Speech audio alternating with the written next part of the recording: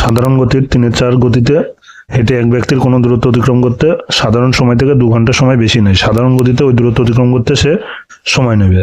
তো দেখো, সাধারণ গতির 3/4 ভাগ গতিতে হেঁটে গেলে, তার মানে কি সাধারণ গতি যদি তার 4 হয়, সে যাচ্ছে কত 3-এ।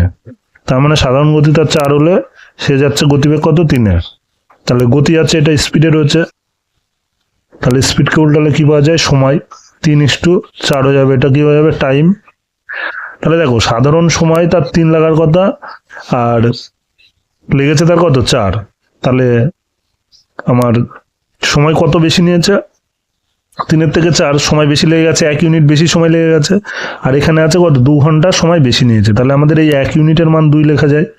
তাহলে 1 মানে যদি 2 হয়, চেয়েছে গিয়ে সাধারণ গতিতে ওই দূরত্ব অতিক্রম করতে কত সময় নেবে। দেখো, সাধারণ সময় কত 3 ছিল, সাধারণ গতি 4 থাকলে এটা সময় হবে সাধারণ। তাহলে 1 মানে যদি 2 হয়, 3 মানে কত, 3 গুণ 2, 3 দুগুণে 6, তাহলে 6 হয়ে যাবে অ্যান্সার।